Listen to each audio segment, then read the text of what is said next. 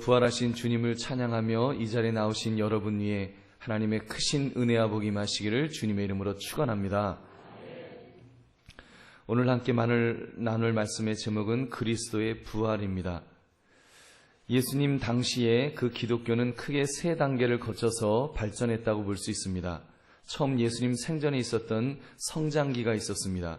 예수님과 함께했던 시간들, 병자를 고치고 귀신을 쫓으시고 5,000명을 먹이시고 또 무리를 걸으시는 그런 사건들을 통해서 예수님께서 위대한 왕이 되셔서 이스라엘을 통치하게 될 것이라는 그런 기대감이 있었습니다. 그 속에서 제자들은 누가 더 높은 자리를 차지할 것인가를 놓고 다투기도 했던 시기가 바로 그때였습니다. 두 번째 시기는 예수님께서 십자가를 지셨던 홍역의 시기가 있었습니다. 예수님은 몇 번씩 내가 십자가에 달려 죽었다가 사흘 만에 살리라고 그렇게 말씀하셨습니다. 마지막 식사 때에는 내 살을 내 피를 기념하라는 말씀까지 하셨습니다. 심지어 너희들 중에 나를 파는 배신자가 있을 거라는 말씀도 하셨습니다. 그리고는 급기야 예수님께서 힘없이 체포되시고 그리고 끔찍하게 못에 박혀 십자가 위에서 그렇게 죽으셨습니다. 이때가 제자들에게는 가장 힘든 시기였을 것입니다. 그때 베드로 같은 수제자는 어린 여종 앞에서 자기는 저 예수를 모른다고 3번씩 부인하며 예수님을 저주까지 했습니다. 다른 제자들 역시도 이제 예수님 돌아가셨으니 다시 갈릴리로 가서 우리 물고기나 잡자 그러면서 다 뿔뿔이 흩어졌던 시기였습니다. 기독교는 예수님의 십자가의 죽으심으로 끝이 나는 것처럼 그렇게 보였습니다. 그런데 기독교는 세 번째 시기를 맞이하게 됩니다. 예수님이 죽으신 후에 제자들이 갑자기 변화되기 시작합니다. 그 어린 여종 앞에서 3번씩 예수님을 부인했던 베드로가 아주 위대한 전도자가 되어 나타난 것입니다. 그가 한번 설교하면 3,000명, 5,000명이 회개를 하고 안진뱅이가 일어나고 그리고 정말 많은 병자들이 낫는 역사가 생겨나기 시작했습니다. 그리고 그가 정말 그 유대 교권자들 앞에서 심지어 사내들인 공의 앞에서 얼마나 담대하게 복음을 증거하는지 모릅니다. 베드로뿐만이 아닙니다. 다른 10명의 제자들도 담대하게 복음을 증거했습니다. 심지어 스데반과 같은 집사는 무명의 집사였는데 복음을 증거하다가 돌에 맞아 순교하는 일까지 일어났습니다. 신기한 것은 그들을 박해하면 모두 잡아들이려고 했는데 각 지역으로 흩어지기 시작하더니 더 많은 기독교인들이 예수님을 믿게 되었다는 것입니다. 참으로 희한한 일이 벌어진 것입니다. 한마디로 기독교인을 죽이면 죽일수록 점점 기독교인들의 숫자는 늘어나기만 했습니다. 사도행전 12장을 보면 야고보 사도를 칼로 죽이고 베드로를 옥에 가두고 핍박을 하면 할수록 성경은 이렇게 기록합니다. 사도행전 12장 24절 하나님의 말씀은 흥왕하여 더하더라. 아멘. 여러분, 그러더니 어느 날은 기독교인을 박해하는데 앞장섰던 이 사울이란 사람이, 그 바리새인이었던 사람이 갑자기 예수님을 증거하기 시작했습니다. 막 그는 이렇게 예루살렘이 아닌 소아시아로 뻗어가더니 데살로니가에서, 베레아에서, 아덴에서, 고린도에서, 안디옥에서, 에베소에서 복음을 막 증거합니다. 그때마다 유대인들은 그를 막 핍박했습니다. 돌을 던져갖고 그를 거의 죽을 정도로 돌을 쳐서 죽이려고 한 적도 있었습니다. 40에 하나 감한매를 3번씩이나 때려서 이렇게 반 죽을 정도로 그렇게 때리기도 했습니다. 옥에 가두기도 수없이 했습니다. 그 사람 물에도 빠지고 별별 어려움들을 다 겪었는데 그 핍박하고 괴롭혔는데 그 결과는 어처구니 없이도 점점 흥왕해졌다고 성경은 기록합니다. 사도행전 19장 20절 말씀 우리 같이 읽겠습니다. 시작. 이와 같이 주의 말씀이 힘이 있어 흥왕하여 세력을 얻으니라. 아멘. 여러분, 무엇이 기독교를 그렇게 갑작스럽게 변하게 만들었을까요? 여러분, 기독교는 잡초처럼 밟으면 밟을수록 더 왕성해져 가니 이게 어쩐 일입니까? 예수님이 살아계셨을 때에도 이런 일이 일어나지 않았었는데 어떻게 그 기독교의 교주인 그 예수를 죽였는데 이런 놀라운 급성장이 일어날 수 있었겠느냐는 말입니다. 오늘 부활주의를 맞이한 시점에서 그렇게 기독교가 성장할 수밖에 없었던 가장 근본적인 원인을 우리가 이 시간 살펴보려고 합니다. 그러므로 우리도 초대교회 성도들이 그 요인으로 인해서 성장의 동력을 얻은 것처럼 저와 여러분들에게 그러한 은혜가 임하시기를 주님의 이름으로 축원합니다. 이 급성장의 원인 우리는 너무나 잘 알고 있습니다. 우리는 그래서 지금 이 자리에 온 것 아니겠습니까? 그것은 바로 그리스도의 부활, 그것이 가장 근본적인 이유인 줄로 믿습니다. 예수님은 십자가 위에서 죽으셨을 뿐만 아니라 부활하리라 말씀하신 대로 사흘 만에 다시 살아나셨습니다. 할렐루야. 예수님의 부활에 대해서는 여러 가지 증거를 우리가 찾아볼 수 있습니다. 예를 들면 예수님의 무덤이 비어 있었다는 사실을 우리가 그 증거로 듭니다. 제자들이 예수님이 부활하셨다고 소리치고 다녔을 때 만약 예수님의 무덤이 있었다면 유대 교권자들이 야, 여기 봐라, 예수의 무덤이 여기 있다, 시신이 여기 있다, 너희 무슨 예수가 살아났다고 거짓말을 하느냐 하면서 이렇게 반증하려고 했을 것입니다. 근데 2000년이 지난 지금도 예수님의 무덤은 발견되지 않고 있다는 사실이 그 증거입니다. 또 하나는 천사들의 증언입니다. 우리가 새벽에도 잠깐 살펴보았지만 예수님께서 부활하신 것을 찬란한 옷을 입은 두 천사들이 예수님이 다시 살아나셨다는 것을 증거하여 주었습니다. 셋째, 수위가 개켜져 놓여있는 것 자체가 증거가 될 수 있습니다. 요한복음 20장 6절 7절 말씀 한번 같이 읽겠습니다. 시작. 시몬 베드로는 요한복음 20장 6절 7절 시작. 시몬 베드로는 따라와서 무덤에 들어가 보니 세마포가 놓였고 또 머리를 쌌던 수건은 세마포와 함께 놓이지 않고 딴 곳에 쌌던 대로 놓여 있더라. 아멘. 만약 예수님의 시신을 제자들이 훔쳐가는 입장이었다면 결코 수위가 거기에 개켜 있을 리가 없습니다. 저도 임종한 분들의 염을 수없이 보아서 아는데 수위를 벗기게 되면 시신을 옮기는데 큰 어려움을 겪게 됩니다. 훔쳐가는 입장이라면 빨리 군인들 오기 전에 훔쳐가야 되기 때문에 당연히 수위가 입혀진 채로 그렇게 옮기려 했을 것입니다. 네 번째는 파수꾼들의 은폐하라는 노력이야말로 그 증거가 될 수 있습니다. 마태복음 28장 11절부터 15절 말씀까지 우리 같이 읽겠습니다. 시작.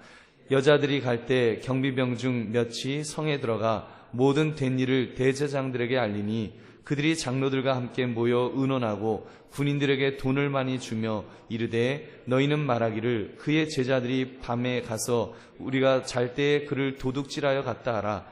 만일 이 말이 총독에게 들리면 우리가 권하여 너희로 근심하지 않게 하리라 하니 군인들이 돈을 받고 가르친 대로 하였으니 이 말이 오늘날까지 유대인 가운데 두루 퍼지니라. 여러분 보십시오. 경비했던 군인들에게 자다가 도둑 맞았다고 이렇게 거짓말을 하라는 것입니다. 여러분 군인들 입장에서는 자다가 경계병이 경계하려는 안 쓰고 자다가 만약에 예수님의 시신을 도둑 맞았다 그러면은 이거는 잘못하면 목이 잘릴 일입니다. 그리고 얼마나 수치스러운 일입니까? 막말로 그 훔쳐갔더라도 그래도 예수님 살아났다고 오히려 거짓말을 해야 될 판인데 지금 이렇게 이 군인들이 우리가 자다가 예수님의 시신을 제자들이 훔쳐갔다 이렇게 떠들도록 했다는 것, 이것이야말로 예수님이 부활하신 증거가 아니겠냐는 말입니다. 또 다섯 번째로 예수님의 부활을 발견한 최초의 목격자가 여인들이라고 말하고 있습니다. 예수님 당시 여자는 증인으로 인정받지 못할 정도로 인격이 무시되었습니다. 예수님의 부활을 그런데 그 여인들이 진짜로 목격하지 않았다면 여인들이 목격자라고 쓸 바보는 아무도 없을 것입니다. 그런데 사실을 기록하다 보니까 바로 그 여인들이 최초의 목격자라는 사실을 지금 이렇게 성경은 기록하고 있는 것입니다. 여러분 사도 바울만 해도 기독교를 변증하는 입장이었기 때문에 그는 이렇게 부활의 증인들을 정리할 때 여인들을 이렇게 뺐습니다. 그리고는 게바부터 시작해서, 왜냐하면 그 당시에 남자들이 증인으로 인정받았기 때문에 사도 바울은 이렇게 목격자가 아닌 입장에서 그는 게바부터 베드로부터 해서 증인이라고 오늘 본문도 그렇게 기록하고 있습니다. 근데 여러분 이렇게 마태마가 누가 요한복음에 보면 바로 예수님의 그 부활 사실을 가장 그 사실적으로 기록한 그 기록을 보면 그 첫 번째 부활의 목격자는 여러분 여인이었다는 것, 그것이 얼마나 부활의 그런 증거가 됩니까? 이 밖에도 많은 증거들이 있지만 생략을 하고 오늘은 본문을 통해 그리스도의 부활을 증거하는 가장 확실한 증거, 우리 두 가지를 집중적으로 살피며 은혜를 나누고자 합니다. 첫째, 그리스도의 부활은 성경대로 이루어졌다는 것입니다. 여러분, 성경대로 이루어졌다는 점이 이것이 정말 그 부활의 확실성을 말씀합니다. 사도 바울은 이 사실을 굉장히 강조합니다. 오늘 보면 고린도전서 15장 3절 4절 말씀 우리 함께 읽겠습니다. 시작. 내가 받은 것을 먼저 너희에게 전하였느니 이는 성경대로 그리스도께서 우리 죄를 위하여 죽으시고 장사 지낸 바 되셨다가 성경대로 사흘 만에 다시 살아나사. 아멘. 저는 이 말씀을 읽으면서 사도 바울이 어떤 사람인가를 다시 한번 짚어보았습니다. 사도 바울은 다른 예수님의 제자들처럼 제자들과는 다르게 굉장히 이성적인 사람이었습니다. 그는 바리새인 중에 바리새인이었고 가말리엘의 문화에서 아주 체계적으로 하나님의 말씀을 연구한 그런 석학이었습니다. 그렇다면 그런 사람이 쉽게 감정적으로 뭐 예수님 부활하실 때 그런 이야기 듣고 맞아 부활했어 이럴 수 있는 그런 사람이 아니었습니다. 아주 냉철하게 예수님이 정말 부활하셨을까?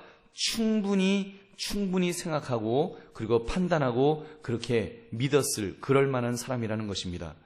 사실은 여러분, 그 전까지는 이 사도 바울이 기독교인들을 잡아다 죽이는 일을 하는 사람이었습니다. 그것도 자기가 자원해서 사내들인 공의회 앞에서 그 전권을 위임받았습니다.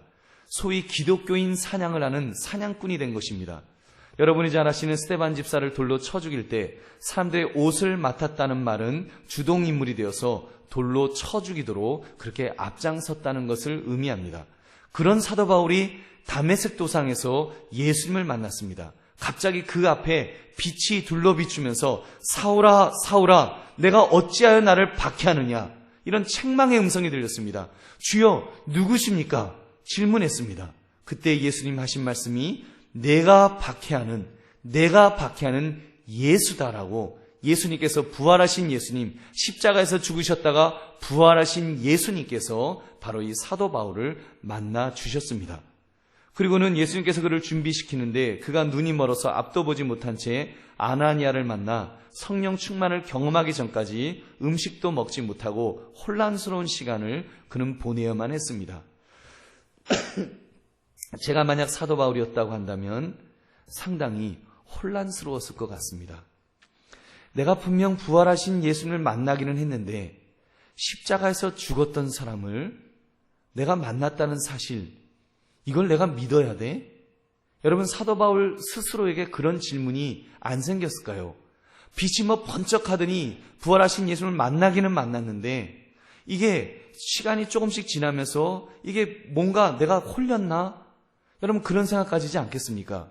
이게 믿어질 수 없는 일, 죽은 사람을 내가 만났다고 할 때, 그것도 잠깐 만났다고 할 때 그 마음속에 의심이 생기지 않겠냐는 것입니다.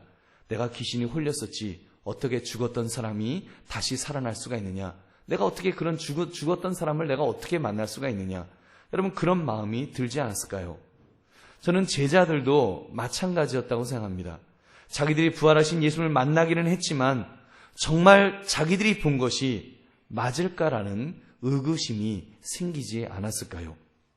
그런데 그때 그들에게 그리스도의 부활의 확신을 준 것은 여러분, 이 성경 말씀입니다. 이 말씀이 여러분 그들에게 그 확신을 주었습니다. 그 당시의 성경 말씀은 구약 성경입니다. 예수님보다 수천 년 전에 쓰여진 그 성경 안에 메시아의 출현에 대해서 예언하고 그 메시아가 어떻게 십자가에서 죽을 것이며 그가 어떻게 다시 살아날 것인가를 예언한 말씀들이 그들에게 확신을 주었을 것입니다.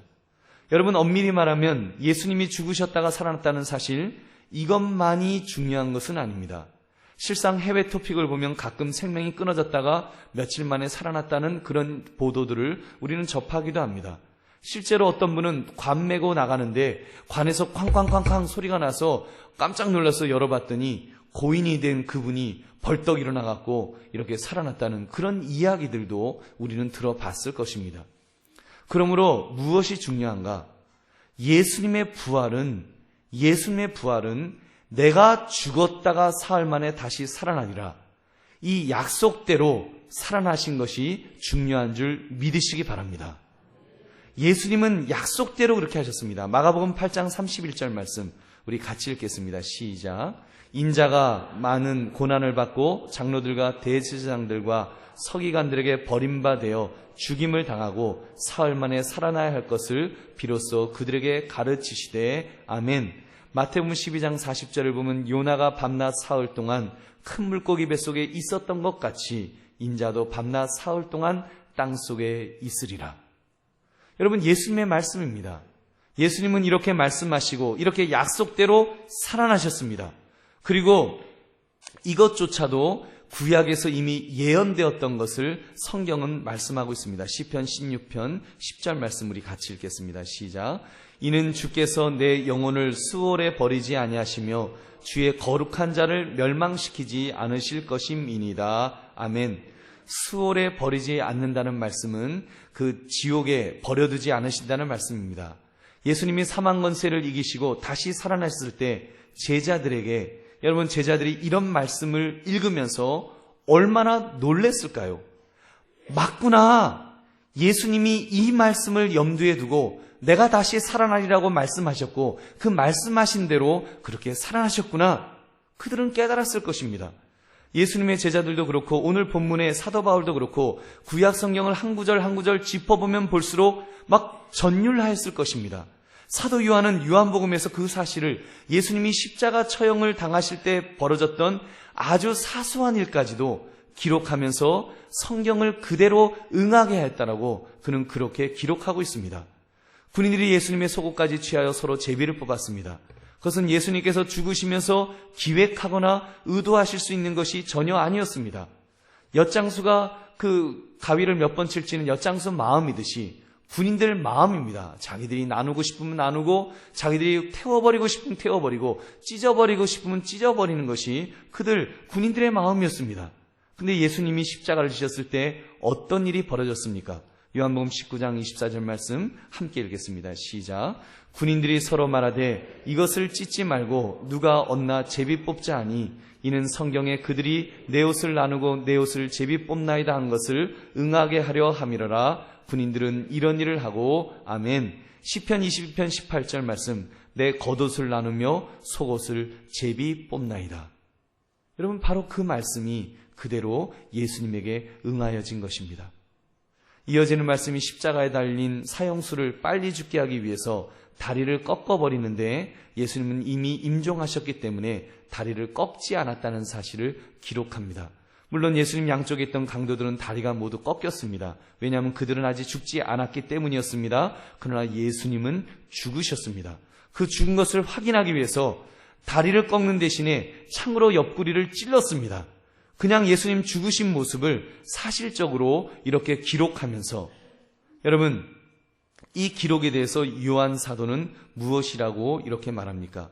우리 요한복음 19장 36절부터 37절 말씀 함께 읽겠습니다. 시작. 이 일이 일어난 것은 그 뼈가 하나도 꺾이지 아니라 한 성경을 응하게 하려 함이라. 또 다른 성경에 그들이 그 찌른 자를 보리라 하였느니라. 아멘. 이 말씀이 바로 시편의 예언에서 그대로 성취되었습니다.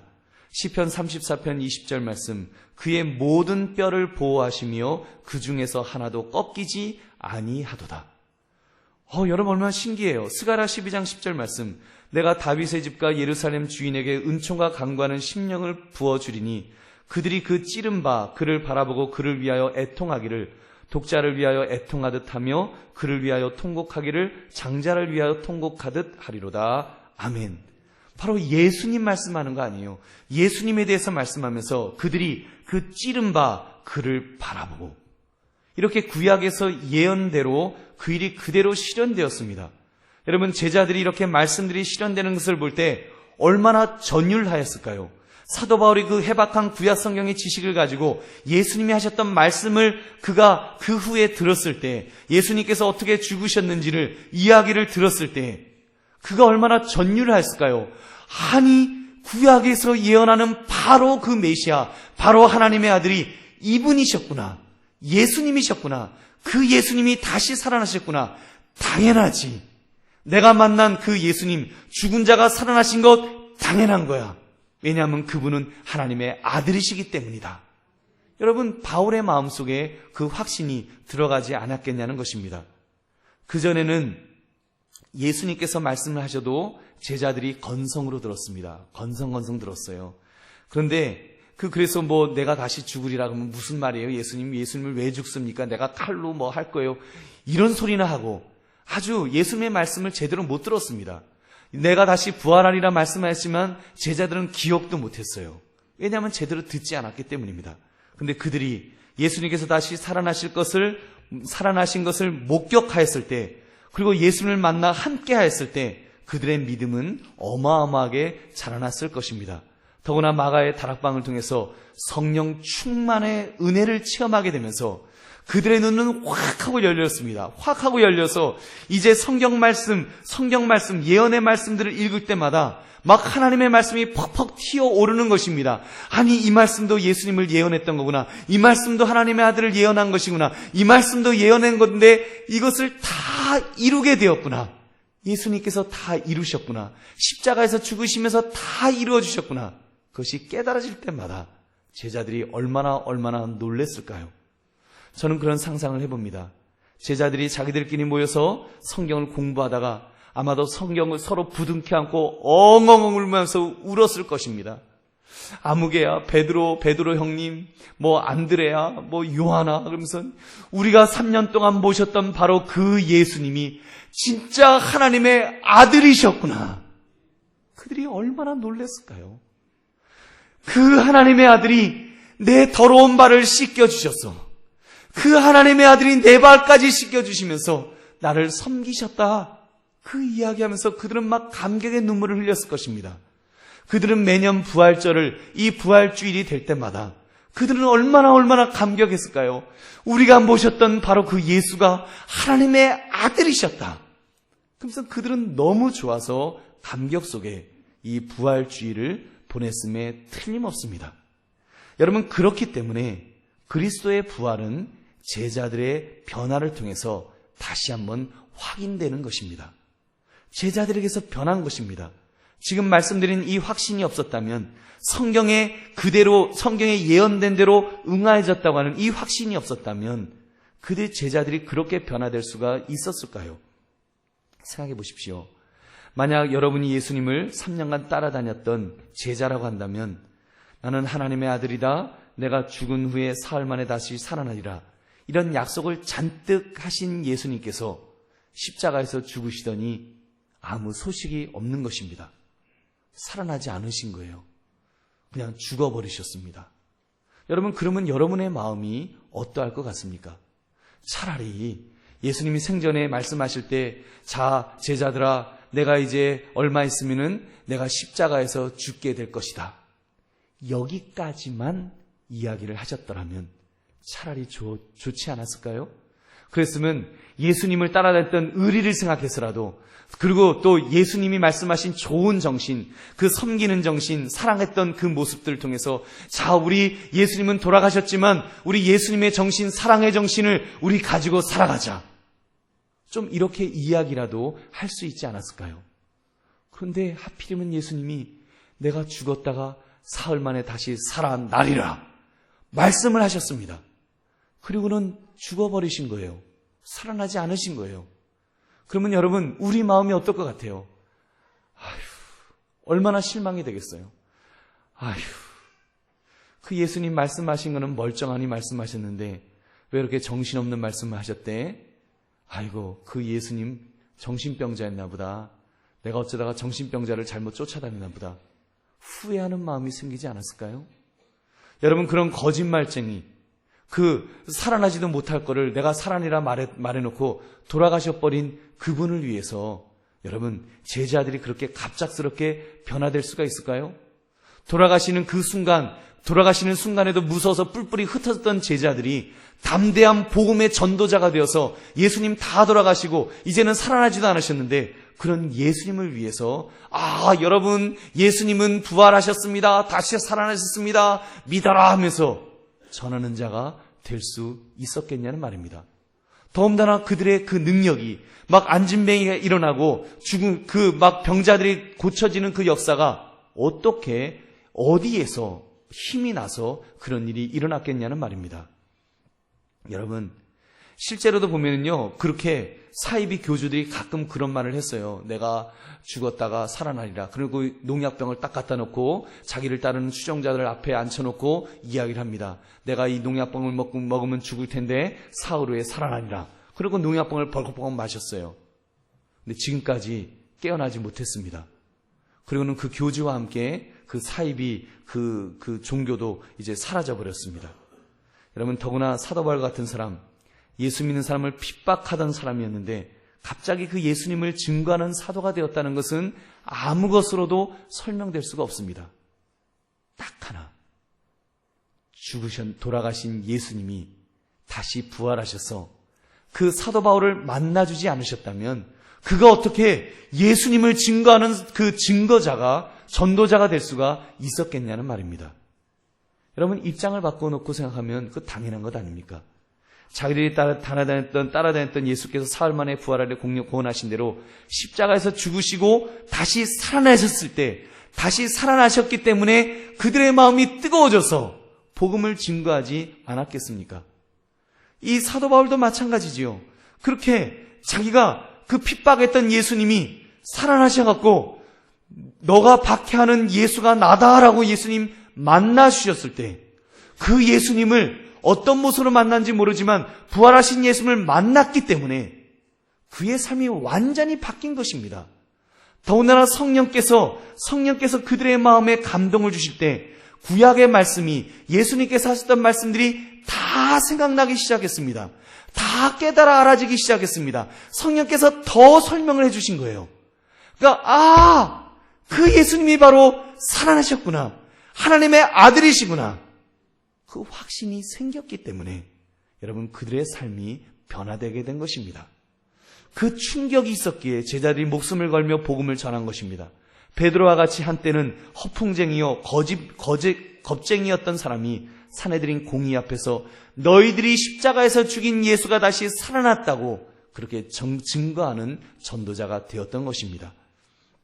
여러분, 또 사도 바울 같은 사람도 마찬가지고요. 그리고 그것도 몇 달간 미친 척 정신없이 복음을 증거한 것으로 끝난 것이 아니었습니다.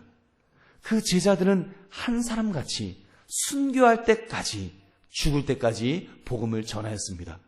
사도 요한과 같은 사람은 반모섬에 유배되어 있으면서 오랫동안 살면서 정말 나이가 먹어서 이제는 기억이 가물가물할 정도까지, 그렇게 될 때까지 그는 분명히 고백합니다. 예수님의 살아나심을 증거하면서 그는 그렇게 말해요. 처음에는 굉장히 성격이 급한 사람이었습니다. 그런 그가 하나님은 사랑이시라, 사랑의 사도로 그가 변화될 수 있었던 것은 부활하신 예수님을 만난 사람이 아니라면 결코 설명될 수 없는 그런 변화의 모습인 줄로 믿습니다.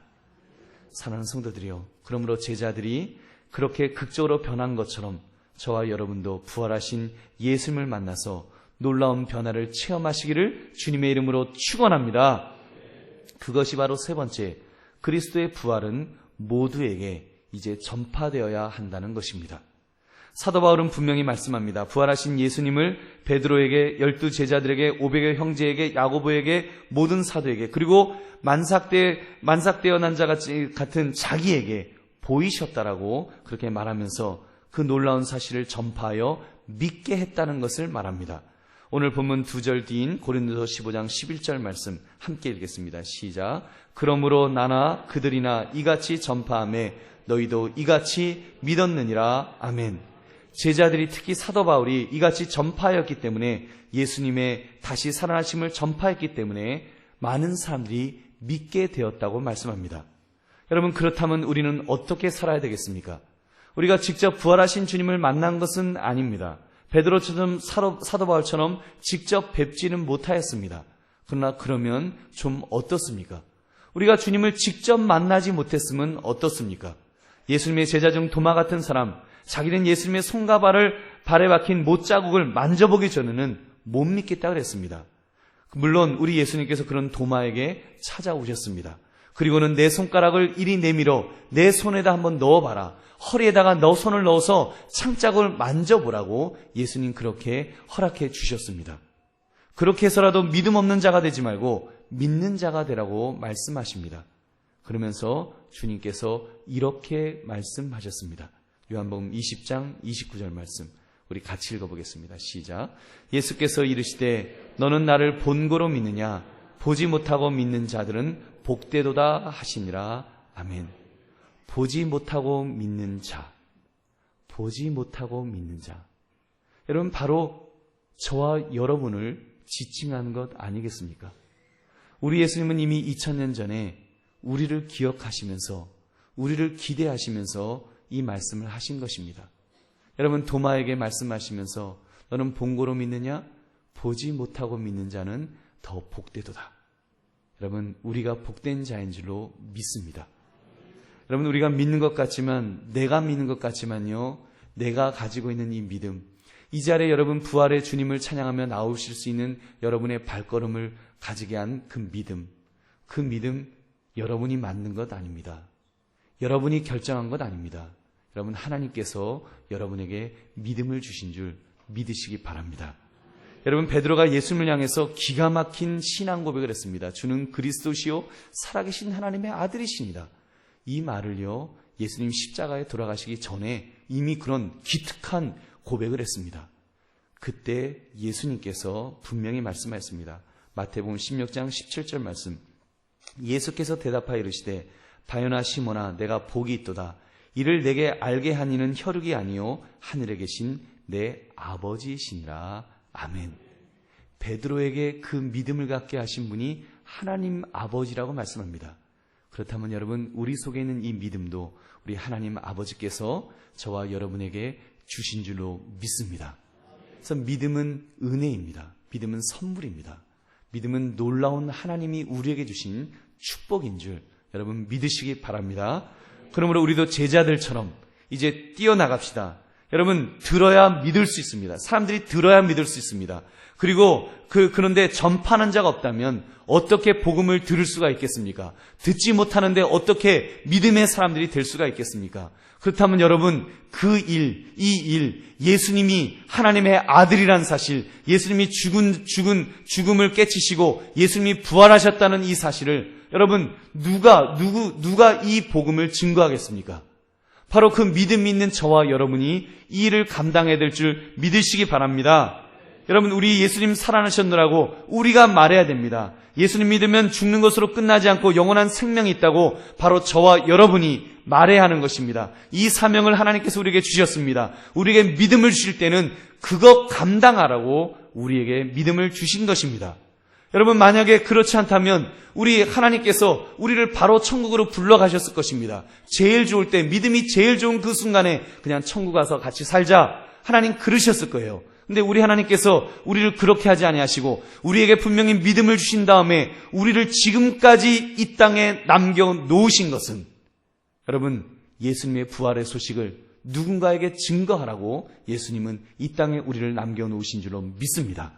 그렇다면 우리는 증거해야 됩니다. 부활의 증인은 이 사실을 전하는 사람입니다. 입 다물고 침묵하는 것은 증인의 삶이 아닙니다. 우리는 전합시다. 가족에게, 친구에게, 직장 동료에게 전합시다. 우리의 얼굴이 적어도 이 부활의 주님으로 인하여 상기되어 있어야 될 줄로 믿습니다.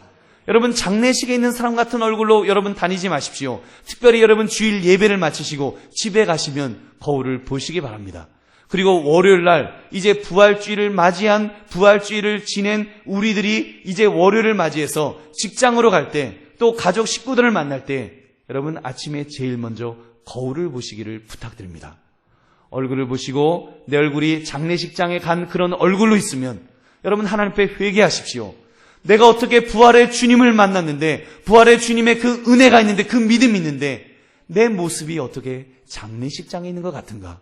나는 여전히 고난주간 속에 있는 사람같이 온갖 고난을 다 짊어진 것 같은 그런 사람의 모습으로 있는가? 이것은 바른 믿음의 사람의 모습은 아니지.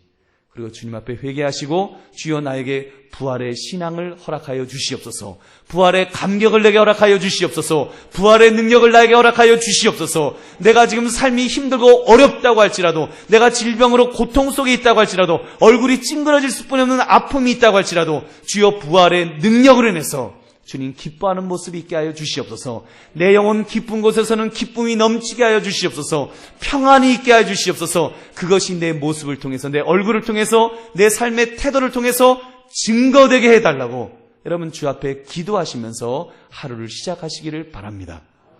사랑하는 성도들이여, 그러므로 우리는 부활의 증인이 됩시다. 예수님 부활하신다는 것, 하나님의 아들이란 사실을 우리가 증거하면서 우리가 주님 만나는 그날까지, 주께서 천국으로 우리를 부르시는 그날까지 그 부활의 증인으로 전도하며 선교하며 살아가시는 저와 여러분 되시기를 주님의 이름으로 축원합니다. 우리 함께 기도하겠습니다.